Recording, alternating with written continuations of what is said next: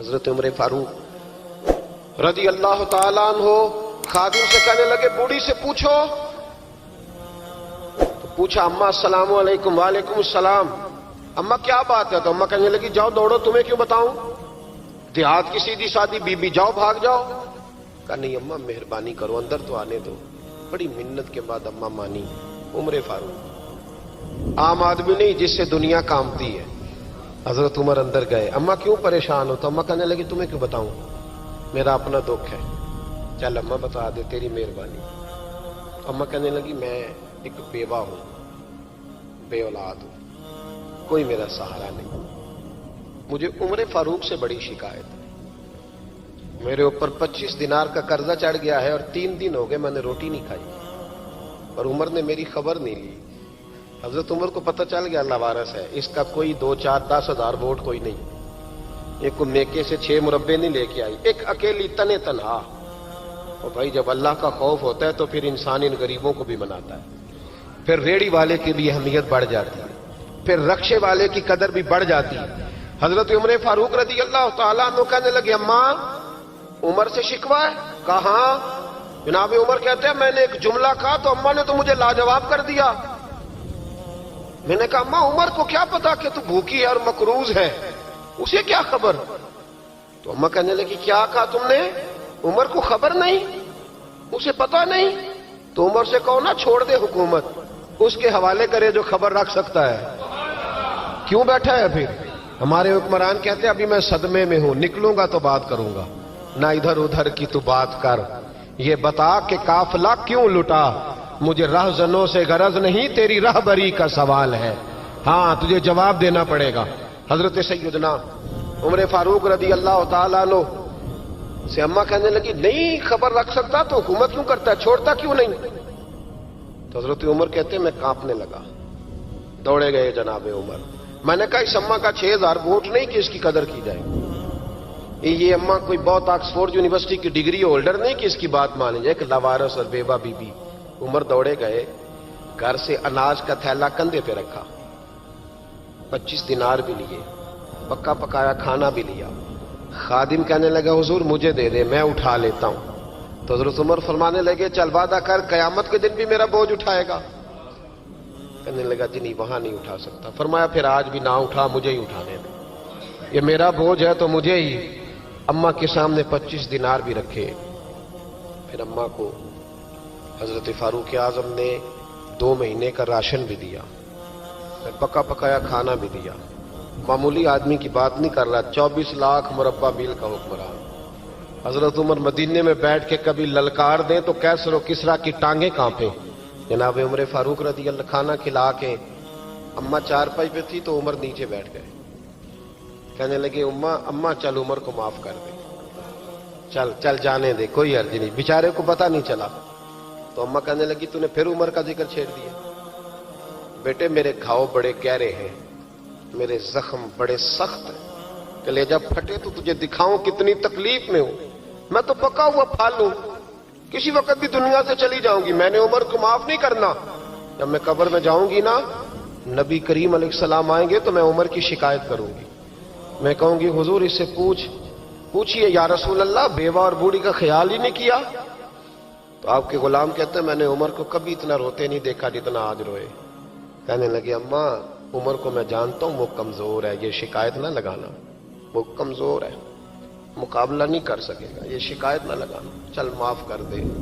تو اماں کہنے لگی اچھا تو مجھے کچھ اچھا لگتا ہے, جا تیری خاطر عمر کو معاف کیا, تو پیارا لگا ہے, جا معاف کیا, تیری خاطر معاف کیا, تیری خاطر عمر کو معاف کیا. حضرت عمر فاروق کہنے لگے مجھے لکھ کے دو. کون اتنے جتن کرتا, کون؟ کسی سے کہنا جا اپنی اماں کو منا لے, تو کہتے ہیں نہیں میری غلطی کوئی نہیں تو مناؤں کس بات پہ, ہمیں تو 20 دلیلیں آتی ہیں. جا ابا کے پیر پکڑ لے. پتہ ہے نبی پاک علیہ السلام نے فرمایا جس کا باپ راضی ہوگا اسی کا اللہ راضی ہوگا, اور جس کا باپ ناراض ہوگا وہ سارا دن وظیفے پڑھے, اس کا اللہ راضی. یہ ابو داؤد شریف کی حدیث ہے. نہ جی بڑی مہربانی پیسے نہ لائیے گا آپ. اب بات سنیں, وہ بھی میں سمیٹنے کی طرف آ رہا ہوں, ختم کر رہا ہوں, آپ میری بات پہ توجہ رکھیں. عزیز بھائی, نبی کریم صلی اللہ تعالی علیہ وسلم نے جو اپنے غلاموں کی تربیت کی تو حضرت عمر فاروق کہنے لگے لکھ کے دو. लिख दो। तो अम्मा कहने लगी आप लिखे मैं साइन कर देती हूं, आप लिख दे मैं साइन करती हूं। हजरत उमर ने लिखा फलां बिनते फलां को उमर से शिकायत थी, फिर उन्होंने उमर को माफ कर दिया। अम्मा साइन करने ही लगी थी, साइन करने ही लगी थी कि मौला अली शेर खुदा आ गए, हजरत अब्दुल्ला इब्ने मसूद आ गए। ओहो उमर यहां बैठे हुए हो, मैं सारे मदीने में तलाश कर रहा था, यहां बैठे हो, वो कुछ लोग मिलने आए, निकलो। अम्मा ने सुना कि ये उमर थे तो अम्मा उठ के खड़ी हो गई। आय हाय उमर थे, आप उमर थे? तो जनाब उमर कहने लगे अम्मा तूने जो कहा ठीक कहा, लेकिन अपने वादे पे कायम रहा, ये जरा साइन कर दे। अम्मा ने साइन किए तो हजरत उमर फारूक फरमाने लगे अली आ गए हो तो बतौर गवाह तुम भी दस्तखत कर दो। अब्दुल्ला इब्ने मसूद तुम भी बतौर गवाह जब साइन हुए तो जनाब उमर ने रुक्का लपेटा और मौला अली शेर खुदा से फरमाने लगे अली ये रख लो, मुझे लगता है मैं तुमसे पहले दुनिया से जाऊंगा, और जब मैं पर्दा कर जाऊं ना तो ये रुक्का मेरे कफन में रख देना। अगर हुजूर अलैहिस्सलाम ने पूछा ना मेरी उम्मत के साथ क्या सलूक करके आए हो, तो रुक्का निकाल के कहूंगा या रसूलल्लाह एक बूढ़ी नाराज थी, मैं उसे भी राजी करके आया, हुजूर ये मैं राजी। भाई जब तक हम अल्लाह से नहीं डरते मुआशरा इस्लाह पजीर नहीं हो सकता। हजरत उमर फारूक रजी अल्लाह तआला अन्हु ना बाहर वालों का भी बड़ा सख्त हिसाब करते थे। बड़ा एक गवर्नर साहब ने लिबास बड़ा शानदार पहनना शुरू कर दिया था, तो हजरत उमर ने उतरवा के ना तो उन्हें टाट का लिबास पहना के तो ऊंट चराने की ड्यूटी दे दी थी। इतना सख्त एहतसाब करते। कसाई की दुकान पर भी 1-2 घंटे खड़े होते थे। जो आदमी मुसलसल 2 दिन गोश्त खरीदता था ना, फरमाते थे इसका टैक्स बढ़ा दो, लोगों को दाल नहीं मिल रही और ये रोज गोश्त खाता है। हजरत फारूक आजम उसको जजिया कहा जाता था, या कुछ और मामलात होते थे बढ़ा देते थे। मुसलसल जो 2 दिन आदमी गोश्त खाता था, फरमाते थे मदीने में गुर्बत है, अगर ये वाला निजाम तुम करोगे तो गरीब लोग किसकी तरफ देखेंगे। लेकिन उससे ज्यादा बढ़कर जो उनकी जिंदगी का म्यार और स्टेटस था वो ये था कि अपने घर का खास ख्याल रखते, खास तवज्जो करते। मुल्क शाम से और ईरान से कुछ लोग आपकी खिदमत में आए तो वहां से कुछ कनीजें भी आईं, उनके बादशाह पैगाम लेके। शाह ईरान की कनीज को मलका ने कहा कि ना हजरत उमर की जौजा को देख के आना जरा किस तरह की है। हमारे मुल्क में क्या कहते हैं, खातूने अव्वल जी, खातूने, बाकी सारे दोनों में खातूने अव्वल, जरा खातूने अव्वल को देख के आना। तो वो जब आई ना घर में मिलने तो कहा कि मुझे मेरी मलका ने कहा था कि उमर की जौजा से अहलिया से मुलाकात करके आना। तो हजरत उमर की अहलिया ने ना एक जोड़ा कपड़ों का दे दिया मलका के लिए और एक खुशबू की शीशी दे दी। अब जब वो तोहफे वहां भेज गए तो उस मलका ने ना कुछ सोने का सामान भेजा, कुछ जेवरात भेजे, कुछ तहाइफ भेजे। जब हजरत उमर के घर आए ना, वो खादिम लेके आया, उसने कहा जी आपकी अहलिया ने तोहफे भेजे थे। तो जवाब में शाह ईरान की बीवी ने, यहाँ जिस मुल्क का वो सफीर था, उन्होंने भी ये भेजे। तो हजरत उमर फारूक ना वो तोहफे लेके घर गए तो जाके कहने लगे अपनी अहलिया से, ये तू कब से तोहफे तहाइफ भेजने लग गई है, ये कब से निजाम शुरू हो गया? तो कहा हुजूर तोहफा देना लेना तो ठीक है, सुन्नत है, मोहब्बत बढ़ती है, तो ये कोई कबाहत नहीं, और मैंने अपनी जाती इस्तेमाल के लिए जो चीजें रखी थी वो मैंने दी हैं। तो हज़रत उमर फारूक रज़ी अल्लाह तआला अन्हु फरमाने लगे हमने किसी मुल्क के साथ और उसके बादशाह के साथ जाती ताल्लुक नहीं बनाना, ताल्लुक जो भी बनेगा रसूलुल्लाह के दीन की बरकत से बनेगा। जाती रिश्ते नहीं हमने कायम करने। जाती आपके मुल्क की जो एयरलाइन जिसका हर साल खसारे का डंडोरा पीटा जाता है ना, वो हमारे बादशाह साहब और सदर साहब अगर गैर मुल्कियों को घोड़ा कभी भेजना हो ना, घोड़ा, तो पूरा एक जहाज घोड़ा लेके तोहफे में जाता है, पूरा जहाज गरीब कौम का ये सरमाया। और कौम बड़ी बादशाह है, लाइनों में लाके वोट देती है। 2 काम हमेशा लाइन में लाके करने, एक बिल लाइन में लाके जमा कराना है और एक वोट लाइन में लाके, ताकि फिर पूरे 5 साल लाइन में ही लगे रहें। मर्जी से आप वोट देना, पर जो बात दुरुस्त है उसको सुनो। हजरत उमर फारूक रज़ी अल्लाह तआला अन्हु ने अपनी अहलिया से पूछा कितने का था वो तेरा जोड़ा और खुशबू की शीशी? उन्होंने कहा 3 दिनार की। फरमाया ये 3 दिनार तेरे और बाकी जो तोहफे आए हैं वो तू खुद कह, क्योंकि उसने तेरे नाम भेजे हैं।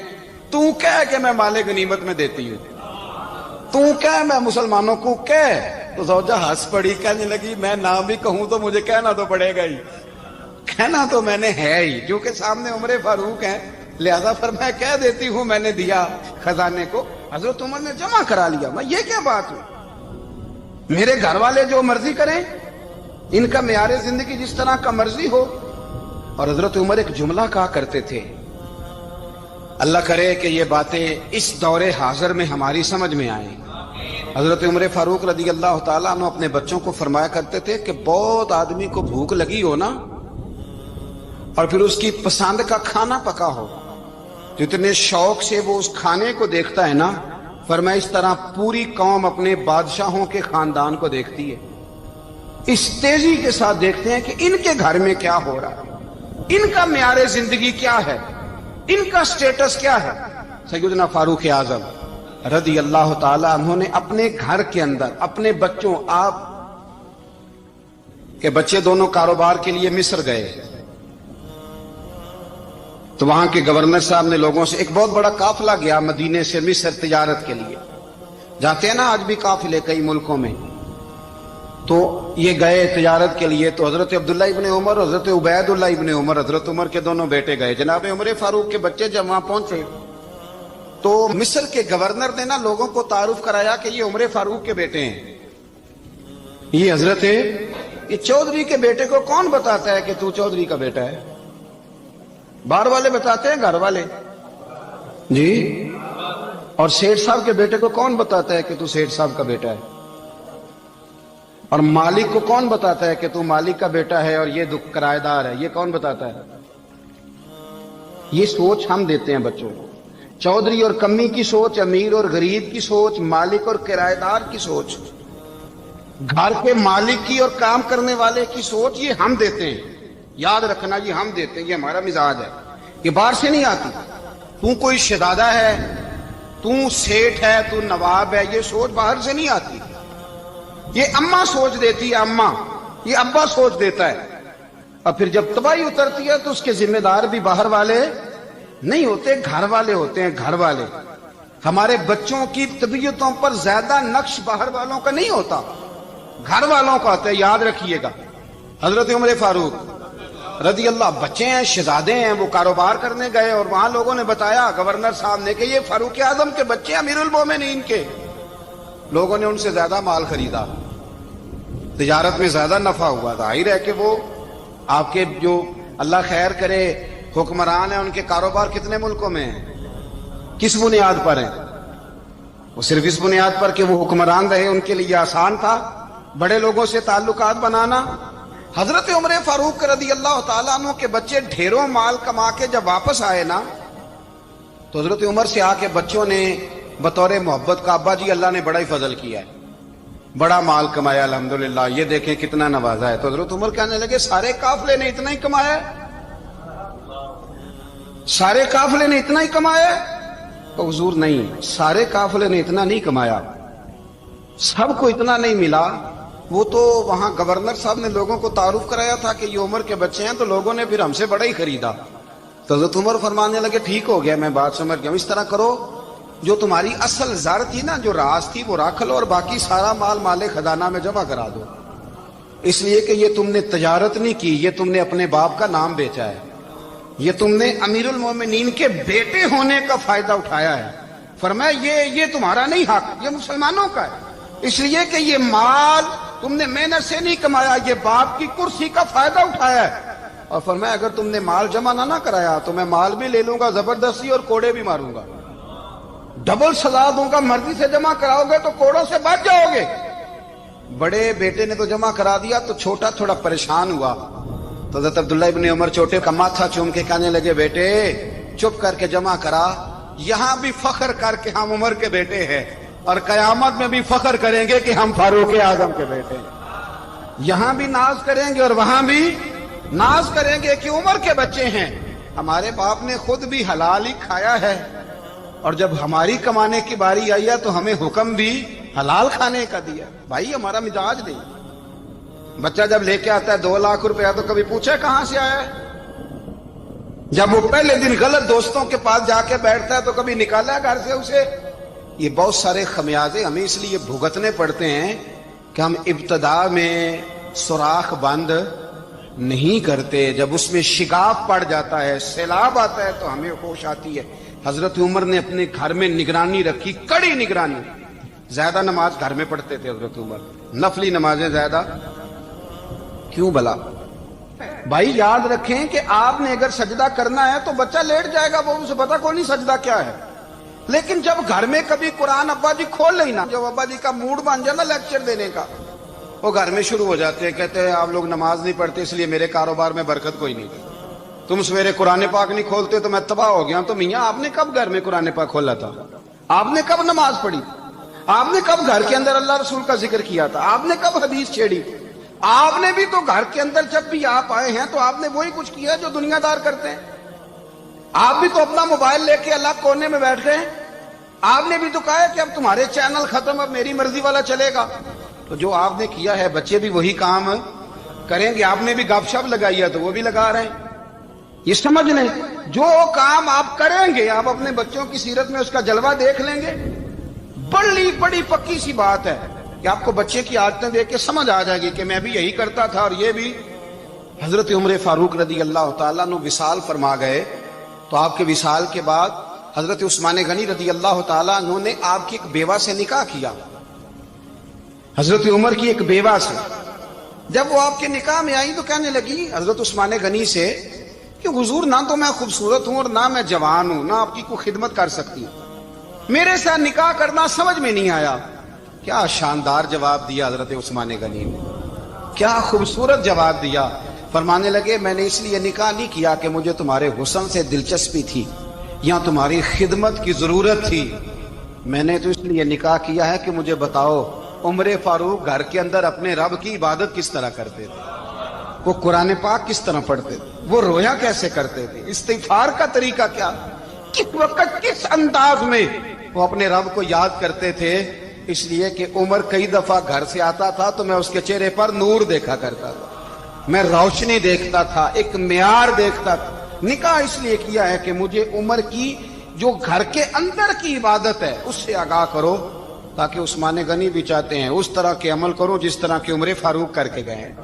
بھائی جب تک ہم اپنے گھر میں وہ توجہ نہیں دیں گے، وہ مزاج دیکھیں نا، ہمارے گھروں میں جب نقشہ پاس ہوتا ہے تو ٹی وی لان بھی اس میں ہوتا ہے، ڈرائنگ روم بھی ہوتا ہے، نماز کی جگہ بھی ہوتی ہے نقشے میں۔ صحابہ جب گھر بناتے تھے تو ایک مسجد بیت کا نقشہ پاس کرتے تھے، ذہن میں رکھتے تھے کہ یہ کونا نماز کے لیے، وہاں جوتے لے کے کوئی نہیں جائے گا، وہاں نماز پڑھی جاتی تھی، عورتیں وہاں اعتکاف کرتی تھی۔ ٹی وی لان تو آ گیا ہے اور گھر کے اندر ٹی وی رکھنے کے لیے تو ایک کمرہ الگ سے بنا دیا گیا ہے، اور اب جو نئے نقشے پاس ہو رہے ہیں اس کے اندر گھروں کے اندر جگہ بنائی گئی ہے جہاں کمپیوٹر رکھے جائیں اور بچوں کے لیے وائرنگ ہوگی نیچے تاکہ انہیں کوئی مشکل درپیش نہ ہو۔ یہ ساری چیز ہم نے نہانے کے لیے گھروں کے اندر اتنے بڑے واش روم بنائے ہیں کہ لگتا یہ ہے کہ سوائے نہانے کے اور کام ہی نہیں کوئی گھر میں ہوگا۔ ہر چیز آ گئی، پر اللہ کرے کوئی تفسیر بھی ٹیبل پہ پڑی نظر آئے، کوئی حدیث کی کتاب بھی ٹیبل پہ پڑی نظر آئے۔ اللہ کرے کہ جس طرح ابا لطیفہ سن کے آتا ہے تو جب تک سنا نہ لے اسے ہضم نہیں ہوتا، اللہ کرے کہ وہ جمعے میں بیان سن کے جائے تو اس کا بھی دل کرے میں اپنے بچوں کو سناؤں۔ وہ نبی پاک کی کوئی حدیث کہیں سے سنے تو گھر جا کے سنائے۔ جب تک یہ معیار نہیں بنتا آپ کیسے توقع کرتے ہیں کہ گھر کے اندر اللہ کی رحمتیں نازل ہوں گی؟ آپ یہ کیسے توقع کرتے ہیں کہ گھر کے اندر وہ معیار اور وہ مزاج بنے گا؟ حضرت عمر فاروق نے ذاتی زندگی پر جو توجہ دی، گھر والوں کے معیار پر جو توجہ دی حضرت عمر فاروق رضی اللہ تعالیٰ عنہ نے، وہ بھی بڑی دیدنی ہے۔ حضرت ابو موسیٰ اشعری کو نا آپ نے وزیر خزانہ بنایا، وزیر خزانہ۔ تو حضرت ابو موسیٰ اشعری کہتے ہیں کہ حضرت عمر کو شیخ خزانے میں رہنے تو دیتے نہیں تھے۔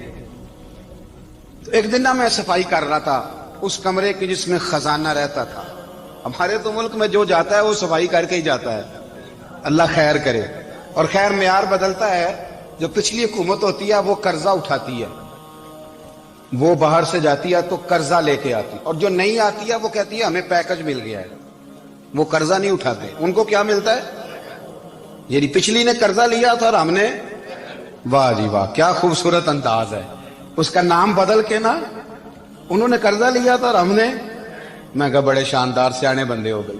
اور اللہ تعالیٰ خیر فرمائے، ہمارے جو بڑے شاندار قسم کے دوست ہیں نا، شاندار، جن کا ہم ادب سے نام لیتے ہیں، وہ عرب کے بادشاہ ہیں۔ ہم تو عرب خالی کہتے بھی نہیں، عرب شریف کہتے ہیں، عرب شریف۔ انہوں نے پتہ کیا کیا ہے؟ انہوں نے اس طرح کیا ہے کہ جو کشمیریوں کا قاتل تھا نا، اس کے گلے میں میڈل ڈال دیا ہے۔ یہی کام وہ کرتے رہتے۔ انہوں نے پہلے انہیں بلا کے مندر بھی بنوائے تھے، ہمیں کوئی شکوہ نہیں، ان کی زمین ہے، اللہ تعالیٰ توفیق عطا کرنے والا ہے، پر خیال یہ تھا کہ چلو کشمیریوں کے زخموں پر نمک نہ چھڑکتے، 2 مہینے انتظار کر لیتے، کچھ حالات سنور جاتے، کچھ تھوڑا انتظار۔ ہیں ہمارے دوست،